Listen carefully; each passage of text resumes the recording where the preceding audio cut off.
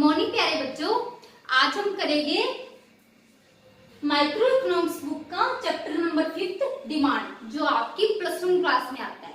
तो स्टार्ट करते हैं बेटा। What is demand?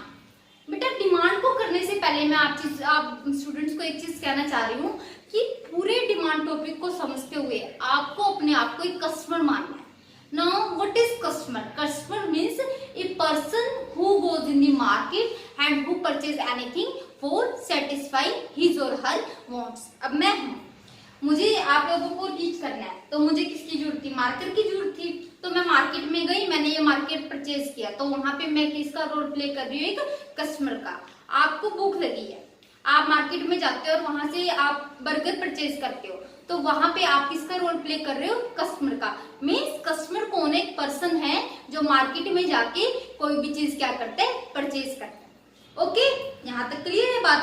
तो what is customer? Customer means a person that purchase something from the market for satisfying his or her wants.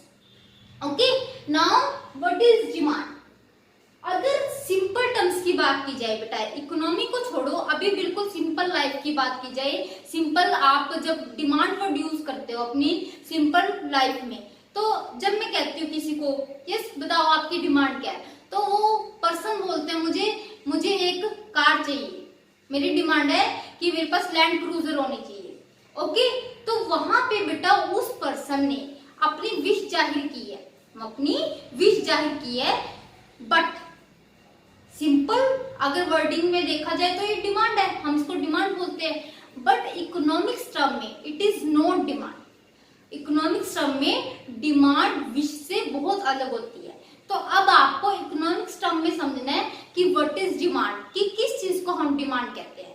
एक example से समझते हैं।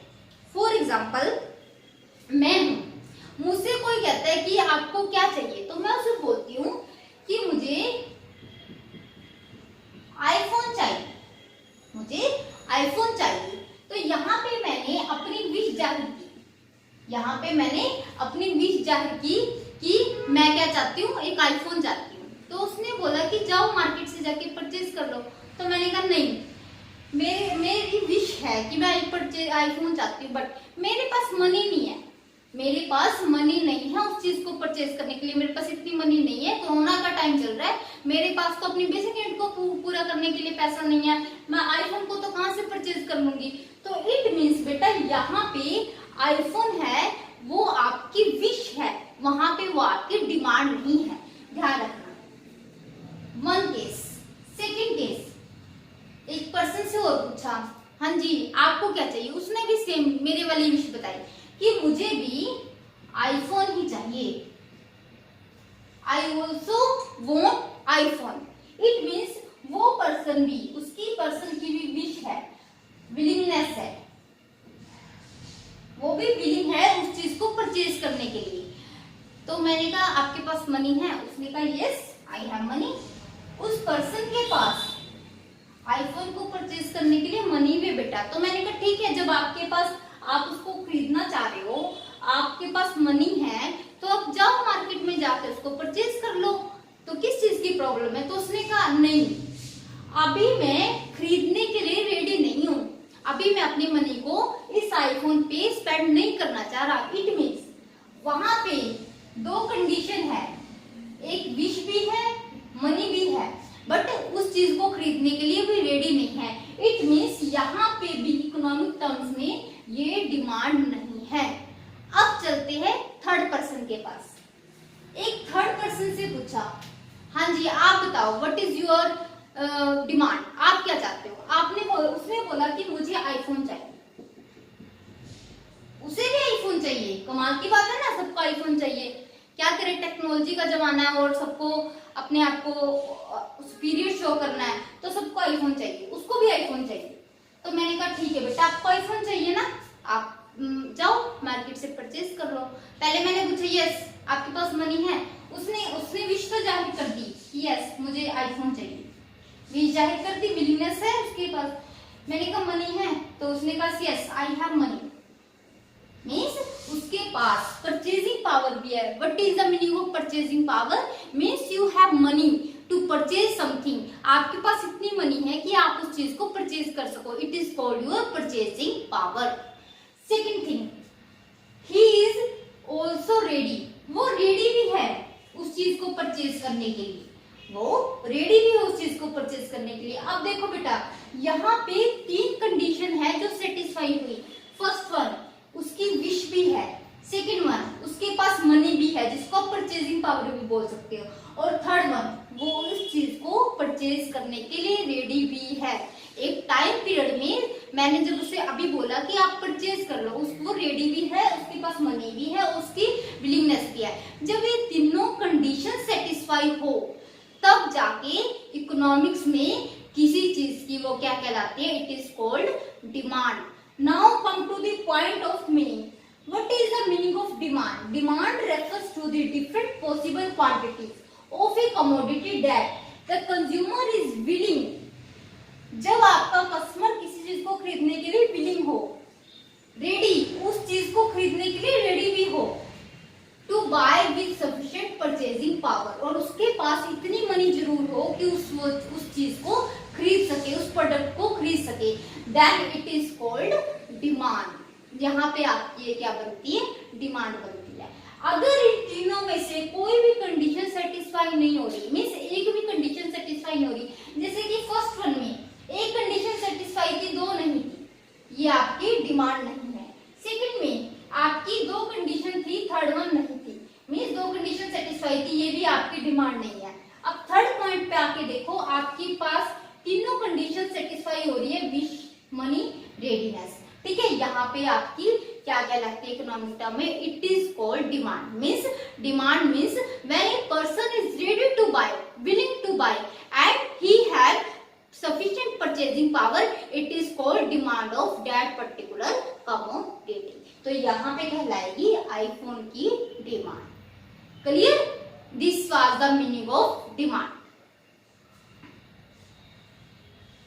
Now I want to discuss with you some basic relation of demand with price।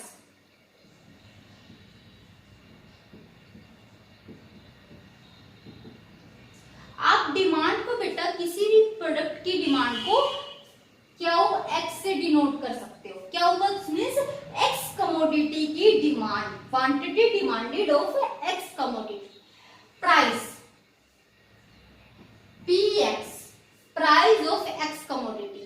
यहाँ पे I want to show you the relationship of price and demand of any commodity. एक चीज ध्यान रखना बेटा, मार्केट में क्या होता है, मैंने आपको पहले ही बोला था कि आप अपने आप को कस्टमर मान के चलना। आप अगर जब डिमांड टॉपिक कर रहे हो तो अपने आप को एक कस्टमर समझना कि मैं एक कस्टमर हूँ, क्योंकि डिमांड आप ही करते हो ना मार्केट में जाके। आपका काम होता है कि मार्केट में जाके आप किसी चीज को परचेज करते हो, डिमांड करते हो, तो आप अपने आप को कस्टमर मान के चलो। और सुनो क्या होता है, डिमांड और प्राइस का बेटा इनवर्स रिलेशनशिप होता है। इनवर्स मींस नेगेटिव, और नेगेटिव रिलेशनशिप क्या होता है, negative relationship means when two things flow in different sides. कोई चीज, दो चीजें हैं वो डिफरेंट साइड्स में फ्लो करती है। मींस अगर एक चीज इंक्रीज हो रही है तो दूसरी चीज क्या होती है, डिक्रीज होती है, और अगर एक चीज डिक्रीज होती है तो सेकंड थिंग आपकी क्या होती है, इंक्रीज होती है। तो जब इस टाइप की कुछ फ्लो होते हैं, इमोशंस होते हैं, तो उसको बोलते हैं नेगेटिव रिलेशनशिप या इनवर्स रिलेशनशिप। अब आपका डिमांड का प्राइस का क्या होता है बेटा, नेगेटिव रिलेशनशिप होता है। नेगेटिव कैसे समझो, आप एक कस्टमर हो, आप हमेशा ये चाहते हो कि आपको जो प्रोडक्ट है वो कम प्राइस पे अवेलेबल हो। आप कभी ये नहीं चाहते कि मुझे कोई चीज महंगी मिले, ऐसा चाहते हो? अगर ऐसा चाहते हो तो मार्केट में जाके बार्गेनिंग क्यों करते हो? आप हमेशा यही चाहते हो ना कि अगर मुझे मान लो ये मार्कर मिल रहा है 10 की बजाय मुझे 5 का मिल जाए, कितना अच्छा रहेगा, मेरे 5 रुपए बच जाएंगे और मैं किसी और चीज में इन्वेस्ट कर सकता हूँ, ये परचेज कर सकता हूँ, ये कर सकती हूँ। सेम हेयर, आपको भी जाके मार्केट में लगता है कि मैं शू परचेज कर रहा हूँ, ओहो 3000 का दे रहा है, ये 2000 का लगा देना, 2000 का लगा दे, 1000 का लगा दे, ताकि मैं अपनी मनी से कुछ और भी परचेज कर सकूं। अब क्या है, इनवर्स रिलेशनशिप समझो। जब किसी भी प्रोडक्ट के बेटा प्राइस हाई होते हैं, अगर किसी भी प्रोडक्ट के प्राइस हाई होते हैं तो हमेशा आपकी कोशिश रहती है और आप करते भी हो, आप हमेशा उस प्रोडक्ट को कम परचेज करते हो, कम क्वांटिटी में परचेज करते हो। एग्जांपल देती हूँ एक, फॉर एग्जांपल आइसक्रीम का एग्जांपल देती हूँ। आइसक्रीम सबको पसंद आई नो, आप आइसक्रीम वाली शॉप पे गए, आपने पूछा कितने की आइसक्रीम है, अब कोन उठाया आपने, तो वो बोलता है कि ये कोन 10 रुपीज का है, आप क्या करोगे, वहां 10 क्वांटिटी परचेज कर लोगे। और सेम कोन है, कोई अदर कोन है, वो आपने पूछा कितने का, उसने बोला 50 का है, 50 का है, आप क्या करोगे, 1 या 2 परचेज करोगे। कहने का मतलब है डिमांड का प्राइस के साथ नेगेटिव रिलेशनशिप होता है। जब आपकी किसी भी प्रोडक्ट के प्राइस हाई होते हैं, वहां पे आप उसकी कमोडिटी को कम परचेज करते हो, और अगर प्राइस लेस होते हैं तो आपकी डिमांड हमेशा प्रोडक्ट को लेके क्या रहती है, हाई रहती है। यहाँ तक बात समझा कि इट मींस बेटा, फॉर एग्जांपल अगर मान लो प्राइस है किसी चीज, कोई प्रोडक्ट है 10 रुपीज का, ठीक है, ये मार्कर है, ये 10 रुपीज का है। अब 10 रुपीज पे मैं इसकी 5 क्वांटिटी परचेज करती हूँ, ओके। क्या हुआ, प्रोड्यूसर्स ने कोरोना के कारण इसके प्राइस हाई कर दिए, अब 10 से ये 20 का कर दिया। अब यहाँ पे महंगा हो गया, प्राइस हाई हो गया ना, अब यहाँ पे 20 होने के कारण मैं अपनी डिमांड कम करके कितनी कर दी, मैंने 5 से 1 कर दी। तो इट मीन्स एक चीज इंक्रीज हुई है और दूसरी चीज क्या हुई है बेटा, डिक्रीज। ये देखो यहाँ से डिक्रीज हो गया ना ये, और यहाँ पे इंक्रीज हो गया, तो ये आपकी किसको शो कर रहा है बेटा, ये आपके प्राइस, डिमांड के और प्राइस के इनवर्स रिलेशनशिप को शो कर रहा है। ये सिर्फ टेबल मैंने आपको डिमांड, किसी भी प्रोडक्ट के डिमांड और उसके प्राइस को के इनवर्स रिलेशनशिप को शो करने के लिए बनाई थी, ओके। तो ये है बेटा यहाँ तक। अब चलते हैं क्वांटिटी डिमांड पे।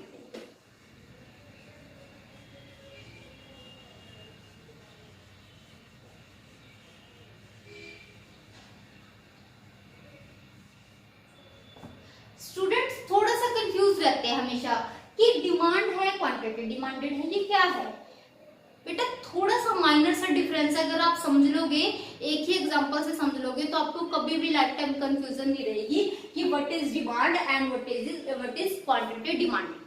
थोड़ा सा जो वो क्या कहते हैं, एक बार देखते हैं कि व्हाट इज द डेफिनेशन या meaning of demand. Demand refers to the different possible quantities of a commodity that the consumer is willing ready to buy with sufficient purchasing power.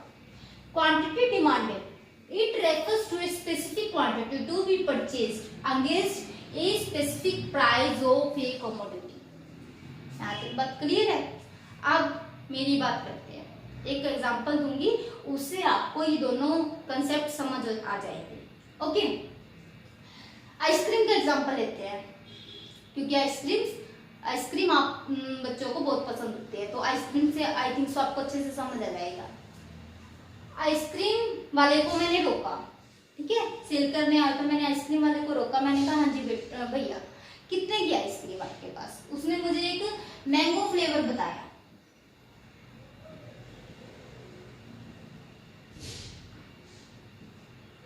उसने कहा मैंगो फ्लेवर है 10 rupees का है, 10 rupees का है, okay. तो मेरे माइंड में आया कि अगर ये 10 का है तो मैं 5 क्वांटिटीज की परचेज कर सकती हूँ या करूंगी। I am ready to purchase 5 quantity. एक फ्लेवर था उसके अंदर वैनिला फ्लेवर, वो 20 रुपीज का था, उसका मैंने कहा कि 2 क्वांटिटी परचेज करूंगी, ओके।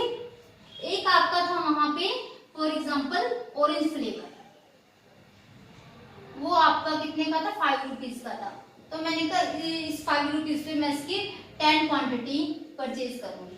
तो it means demand refers to the different possible quantities of a commodity, ठीक है। यहाँ पे मैंने आपकी कितनी कमोडिटीज ली है, 3 कमोडिटीज ली है, वैनिला फ्लेवर, ऑरेंज फ्लेवर और मैंगो फ्लेवर, ठीक है। यहाँ पे डिफरेंट कमोडिटी है। अब इसमें से आप कोई भी एक कमोडिटी उठा लो, मैंने यहाँ पे ऑरेंज कमोडिटी उठाई, ओके। यहाँ पे अलग से आ जाओ आप ऑरेंज को लेके, 5 रुपीज के, तो मैंने ये कहा कि मैं 5 रुपीज पे 10 क्वांटिटी परचेज कर लूंगी। साथ में अगर यही ऑरेंज फ्लेवर 4 रुपीज का होता तो मैं यहाँ पे 12 क्वांटिटी परचेज करती।